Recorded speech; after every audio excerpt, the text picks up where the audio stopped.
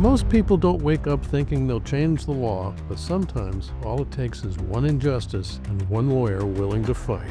Meet that lawyer today, Maryann Gallagher, a woman who says, "Not on my watch."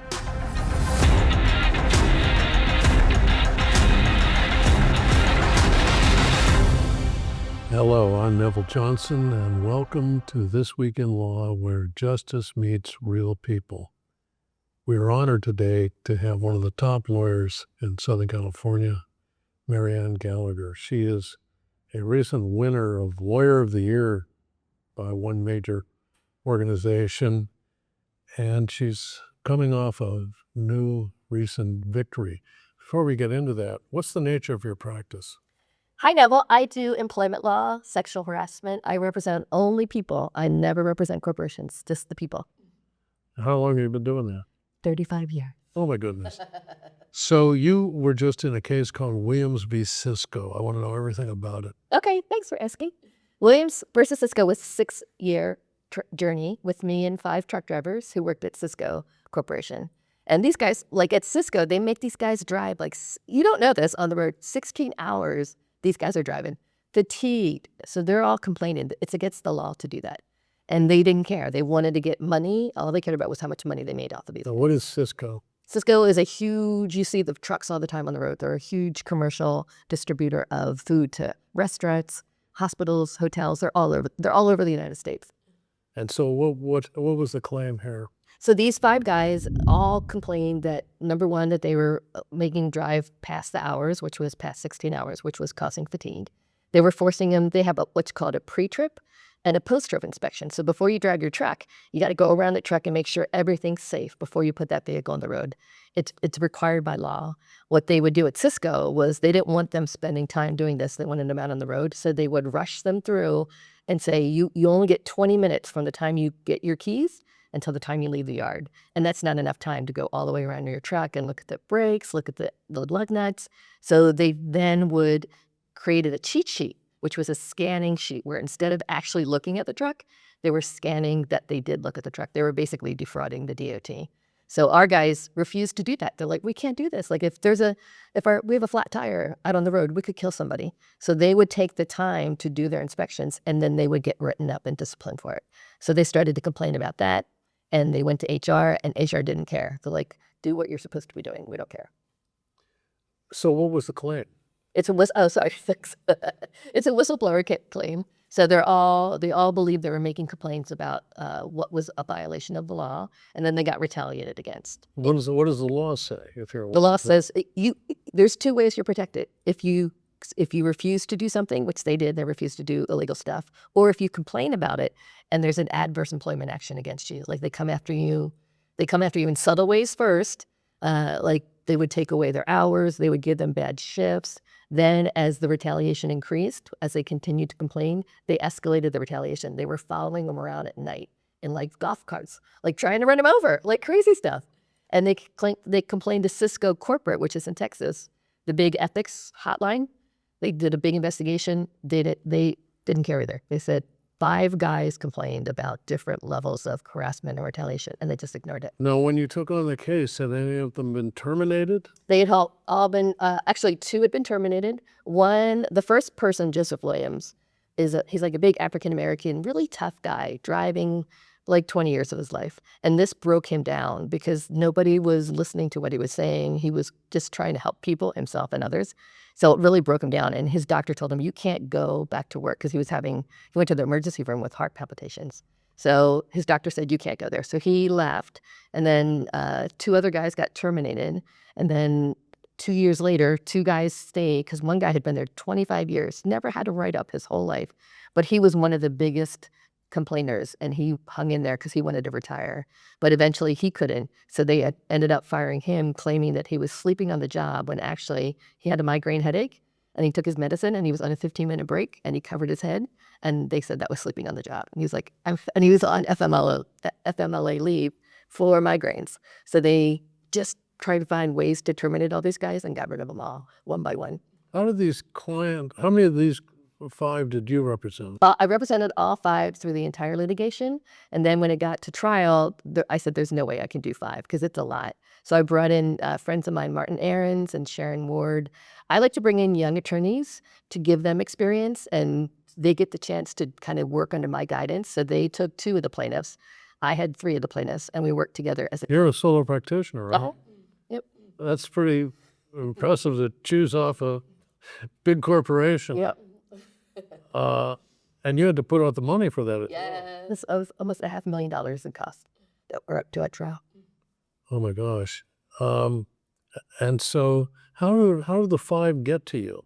It was a friend. I get a lot of my cases from either prior clients or just people that are working that know somebody that I represented. So this came from somebody that worked with a client that I had before.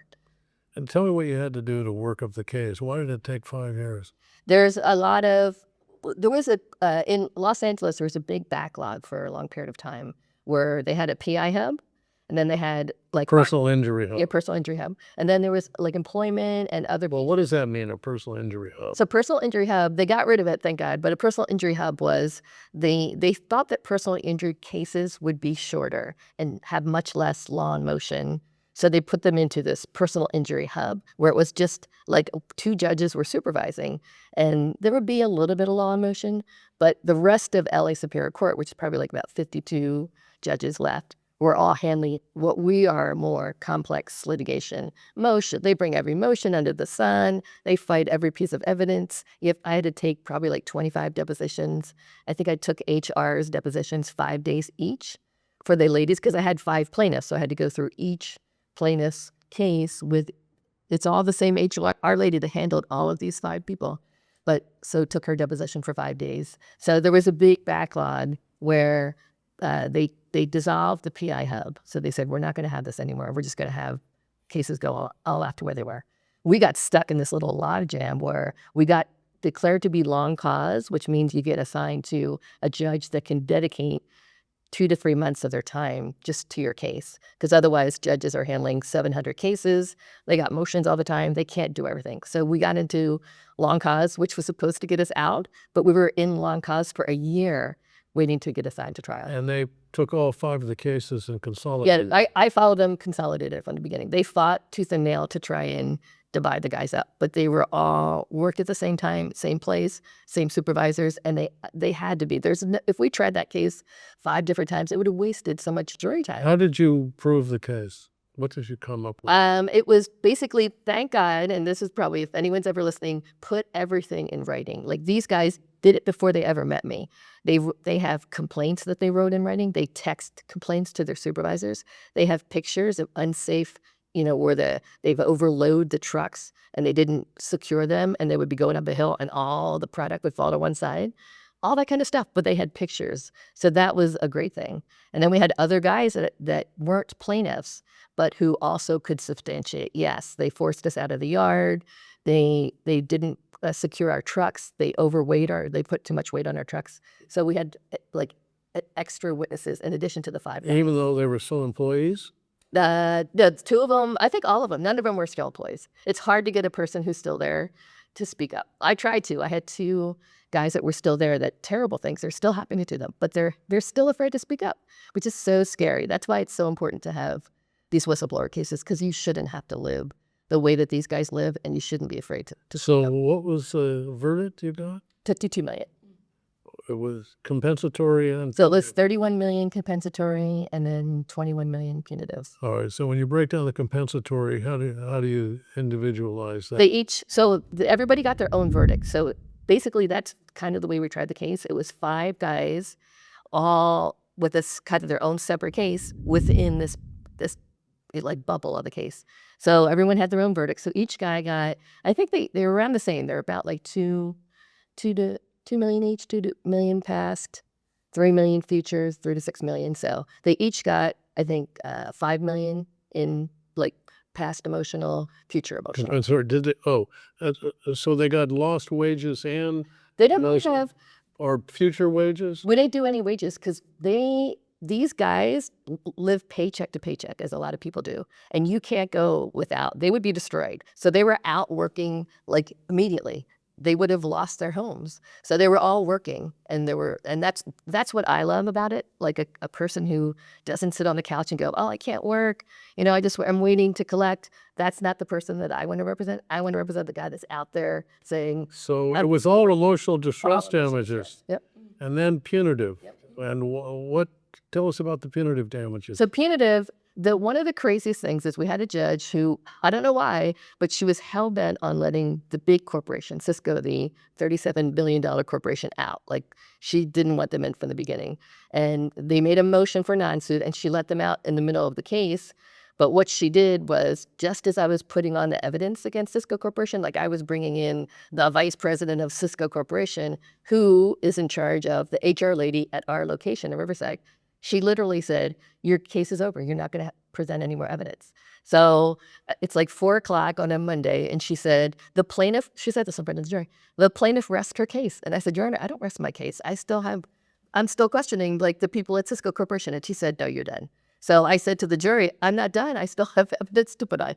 So the next morning, I said, Your Honor, you can't force me. You're cutting off my case. And she goes, I've determined, I deem your case rested. And I said, you can't do that. And she did. So she cut Cisco Corporation evidence off, and she cut Cisco Corporation out of the case. So then when we went to punitive damages, we had Cisco Riverside only. And they were worth the whole big joke. It's not even a joke, but the whole sadness behind this is Cisco Riverside is owned by Cisco Corporation. They're just the location. So we were able to present, they had $100 million $100 million in sales. They make $8 million a day in sales, just Cisco Riverside, on how much money they made. So I told the jury, while we were in trial, because we started in November and it went to January. That was another amazing thing. I'll talk to you after we do damages, is the juries was amazing. But $8 million a day we were in trial for 50 days. That's like $150 million. So you don't want to take all their money. So the jury gave them 2.45 million each. So they split it up like $2.5 million for each plaintiff. You got to talk to the jury afterwards? We did, but some of the crazy things happened during the trial. But I didn't, we were in Santa Monica, and Santa Monica is, it's known as a tough jurisdiction. But the jury there, we had 18 jurors because we had 12 and then they had 6 alternates. 6 alternates. To find 18 people that'll say, I'm going to give up from November, and we told them it's going to go till January 9th of my life and do this, not getting paid, because they only get paid $15 a day. It's the most outrageous thing ever. That was amazing to me. And I kept on telling them, your commitment, it really made me feel to have faith in the justice system, because these people gave up. We had a guy from Netflix, we had a guy from SpaceX, we had a physician's assistant, we had all different people from all walks of life. And one guy he was like a manual laborer guy. I think he was a contractor. He had plans for Christmas and he wasn't paying attention, I guess. And when it came time for Christmas, he said, I have a week's vacation with my family. I'm going someplace. And we already have our tickets. And the judge said, okay, you can go. And then she said, we're going to wait until the 23rd and see what happens, because maybe we'll be done by then. But we weren't. So he came back that morning and he said, I've changed my mind. I'm committed to the case. I canceled my entire vacation. You wanted to stay on. Yes, and he stayed. And then another time, his daughter was going to be going to the airport to leave for Spain. And he said, I just need to be there at 10 o'clock. And the judge is like, no, we can't work our schedule around you. So he stayed through that. So he was committed. One of our jurors was taken away in an ambulance, right before we started jury instruction, and she got sick. There was a physician's assistant there that was on our jury. So she said, she's really having issues. So they took her in an ambulance, and everybody's like, she's going to be gone. So the next morning, the judge is like, time to call the alternate. I'm like, did you hear from the juror? How is she? Nobody knew. And then the next morning, she walks in. She's like, I'm ready to go. The juror committed. I mean, the commitment that they had to justice and to do their job when they're not getting paid, I love it. That gives me faith in our justice system again. That's why we have juries. Yes, they're the best. So what are the takeaways from this case for you? I think for me, what guides me in everything that I do is there's bullies. Cisco Corporation is a bully. All the people that I represent, it's usually me against them. There was 10 lawyers on their side. They flew a lady in from Texas who's supposed to be Morgan Lewis's top trial lawyer. So I can go against them, and I I am I know you wrote your book about John Wooden. He's near and dear to my heart. Like, he guides me in what I do. And if you give your best and you do your best, which is what he said, do the best that you're capable of doing, and you'll have peace of mind. You'll have satisfaction. That's how I live. And that's what I think. I think that is what drives me, is to do the best for these 5 guys, because they deserve it. They don't deserve anything less than my best every day against these 10 lawyers. So I think if everybody just has that in your mind when you start off your day, it doesn't matter what happens to you. Like, we had a lot of challenges in this case, but do your best. And at the end of the case, if you can say, I did the best that I was capable of doing, I think you're going to be successful. Thank you for plugging John Wooden. I love John. I wrote the John Wooden Pyramid of Success, the authorized biography of the great coach. It's amazing. He's an amazing guy, and I love that you love him, because he's. And he says, success is peace of mind, which is a direct result of self-satisfaction. Know you've done your best. Okay. Yep. There's another case you worked on as well against Southwest College. Tell us about that. So that one, again, is my whole life. I think I was put on this. I mean, I'm one of 7 kids. I have 5 brothers. So I think I was put on this earth to stand up against bullies. I don't think I'm a strong person. Like, I don't think I'm a big, strong person. But I think if I see somebody else getting bullied, that rises up in me that I have to stand up for them. So this case was a brilliant, beautiful African-American professor of English at Southwest College, which is in the heart of Los Angeles. And they take guys that have been in prison. Their student population is ex-prisoners, ex-cons, like really gang people, really tough people. And she's worked there for 30 years, and she dedicates her life as an English teacher to teaching them, like, how to put on a tie, how to answer the phone, not just English, and like how to live. So she started to be sexually harassed by this vice president they brought in, who was horrible. And she put up with it for a while until she finally complained. And then when she complained, the vice president said, I'm taking away. She had the Student Success Center that she built, which was training all these guys how to have social, like how to talk, how to get on the bus. And he said, I'm closing that down because I don't think it's doing great at Southwest. So she fought that. And it wasn't that he attacked her, like after she complained, he attacked her students, because he knew she cared more about her students than she did about herself. So she had a case for retaliation. That, again, was another one that I think they dragged that one out for 5 years, probably, before litigation. And then we went to trial, and she came in, and he was an ex-LAPD lieutenant, and he had a history of abusing women in the past. He was just a bad guy. So the jury, again, could see that was, she didn't have any loss of earnings because she was still there. She couldn't leave. That was another, That's called constructive termination. She wasn't even terminated. She was still working there because she's a tenured professor. So she worked at LA Southwest for 30 years. If she went to USC, it would all be gone. She'd have to start over. And so she had to stay, even though they kept him there. When we were at trial, he was there and she was there. So it was the craziest thing. So the jury gave us $10 million. They gave us $2 million in punitives against him personally, because I knew I was never going to collect it, but I wanted this to be on his record because he's a vice president of a school. I didn't want him to be able to go to any other schools. So what happens? Right after the verdict, they transferred him, LACCD, to another school, like up north. They didn't fire him.